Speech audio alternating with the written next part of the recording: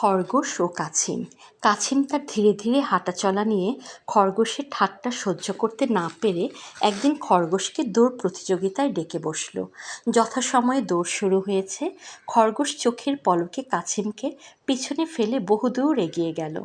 মাঝামাঝি পৌঁছে খরগোশ দেখল তার হাতে অনেক সময় কাটানোর জন্য সে তখন কিছু ঘাস লতাপাতা খেয়ে ঠিক করলো গাছের ছায়ায় বসে একটু জিরিয়ে নেবে।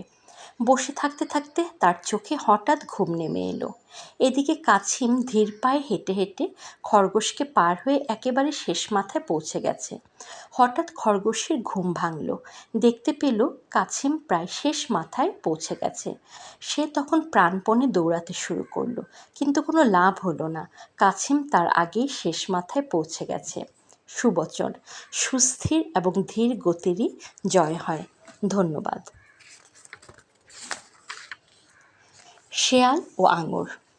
একদিন একটা ক্ষুধার্ত শেয়াল দেখতে পেল গাছের ডাল বেয়ে আঙুরের লতা উপরে উঠে গেছে, আর সেখান থেকে থোকা থোকা পাকা আঙুর ঝুলছে।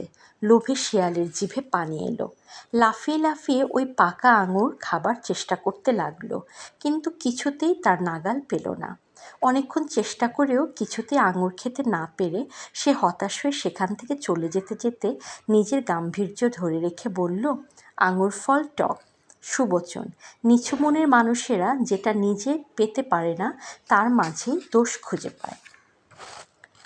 তৃষ্ণার্ত কাক এবং পানির কলসি।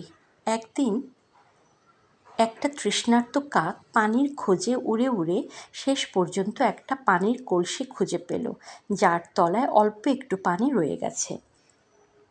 পানির পরিমাণ এত কম যে অনেক চেষ্টা করেও কাক সে পানির নাগাল পেল না। হঠাৎ কাকের মাথায় একটা বুদ্ধি খেলে গেল। সে কলসির মাঝে ছোট ছোট নুড়ি পাথর ফেলতে থাকে। কলসিটা যখন নুড়ি পাথরে ভরে যেতে শুরু করলো, তখন পানিটাও উপরে উঠে আসতে থাকে। পানি যখন কলসির উপরে উঠে এলো, বুদ্ধিমান কাকটি সেই পানি খেয়ে তার তৃষ্ণা মেটালো। সুবচন: প্রয়োজনই নতুন কৌশলে জন্ম দেয়। ধন্যবাদ। বিড়ালের গলায় ঘণ্টা। একটা বিড়াল ইঁদুর ধরে ধরে খেত। তার উৎপাতে অতিষ্ঠ হয়ে ইঁদুরেরা একটা সভা ডেকে আলোচনা করতে বসলো কেমন করে তাকে শায়েস্তা করা যায়।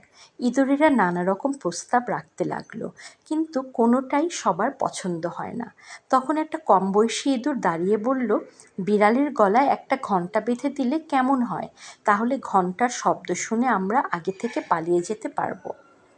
প্রস্তাবটা সবার খুব পছন্দ হলো, কিন্তু হঠাৎ একটা বুড়ো ইঁদুর দাঁড়িয়ে বলল, প্রস্তাবটা কাজে লাগাতে পারলে কাজ করবে, তাতে সন্দেহ নেই, কিন্তু আমার প্রশ্ন হলো, বিড়ালের গলায় ঘণ্টাটা বাঁধবে কে? সুবচন: প্রস্তাব করা খুব সহজ, কিন্তু তার বাস্তবায়ন ততটা সহজ নয়। ধন্যবাদ।